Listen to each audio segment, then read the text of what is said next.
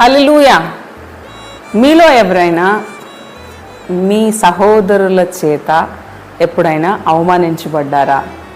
మీ తోడ పుట్టిన మీ అన్ననో అక్కనో చెల్లినో మిమ్మల్ని ఎప్పుడైనా దేవుని పని చేస్తున్నందుకు లేదా దేవుని పరిచర్య చేస్తున్నందుకు సేవ చేస్తున్నందుకు మిమ్మల్ని ఎప్పుడైనా తక్కువ చూపు చూసారా?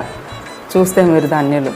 ఎందుకంటే బైబిల్ గ్రంథంలో కూడా చాలామందిని ఇలానే తోడబుట్టిన వాళ్ళు సిబ్లింగ్స్ తక్కువ చూపు చూశారు. అందులో ఒక ఇద్దరిని ఈరోజు నేను చూపిస్తాను. మొదటిగా యోసేపు. మన అందరికీ తెలుసు, యోసేపు అన్నలు యోసేపును తృణీకరించారు, నిరాకరించారు, ఆఖరికి చంప చూశారు.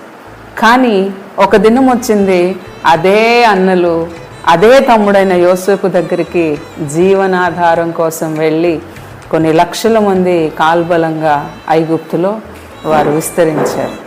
రైట్, ఇది పాత నిబంధన. అయితే క్రొత్త నిబంధనలో ఒక వ్యక్తిని చూపిస్తాను. ఆయనే మన ప్రభు అయిన యేసుక్రీస్తు. హల్లెలూయా. యేసుక్రీస్తు ప్రభు వారి యొక్క సహోదరులు, సిబ్లింగ్స్, తోడబుట్టిన వారు కూడా ఆయన్ని ఏం చేశారయ్యా అనంటే మతి చెలించిన వాడు అన్నారు. మరి యేసు ప్రభు సహోదరులు యేసు ప్రభుని హేళన చేయడం లేదా అపహాస్యం చేయడం మనం ఎక్కడ చూస్తామంటే మార్కు సువార్త 3వ అధ్యాయం 21వ వచనం, అలాగే యోహాను సువార్త 7వ అధ్యాయం 3, 4, 5 వచనాల్లో మనం చూస్తాం. ఒకసారి చదువుతామా? ఆయన మార్కు సువార్త 3వ అధ్యాయం 21వ వచనం, ఆయన ఇంటి వారి సంగతి విని ఆయన మతి చెలించి ఉన్నదని చెప్పి ఆయనను పట్టుకొనబోయిరి. అలాగే యోహాను సువార్త 7వ అధ్యాయం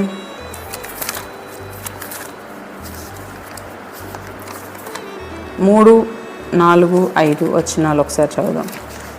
5వ వచనం చూడండి. ఆయన సహోదరులైనను ఆయన యందు విశ్వాసముంచలేదు. సొంత తమ్ముళ్ళు ఏం చేయలేదు అని అంటే అన్నని నమ్మలేదు. అంటే యేసు ప్రభు వారు చేస్తున్న కార్యముల మీద, ఆయన చేస్తున్న అద్భుతాల మీద, ఆయన వెళ్ళగొడుతున్న దయ్యాల మీద, వీటన్నిటి మీద ఏం చేయలేదు అని అంటే యేసు ప్రభు మీద ఆయన్ని విశ్వాసం ఉంచలేదు తమ్ముళ్ళు. విశ్వాసం ఉంచకపోగా ఇందాక మనం చదివాం మార్కు సువార్తలు ఏమన్నారు? మతి చెలించి ఉన్నది. ఇలాంటి అవమానమే మీరు నేను అందరం దేవుని పని ఎవరైతే చేస్తున్నారో వారందరూ కూడా ఇలాంటి ఒక అవమానమే ఎదుర్కొంటాము, ఖచ్చితంగా ఎదుర్కొంటాం. అప్పుడు మనం ఏం చేయాలి? అమ్మో మా అన్న తిడుతున్నాడు దేవుని సేవ చేస్తే, దేవుని పని చేస్తే, లేదా మా అక్క తిడుతుంది దేవుని పని చేస్తే, దేవుని సేవ చేస్తే అని సేవను దేవుని పనిని పక్కకు పెట్టి పారిపోదామా? ఏం చేద్దాం?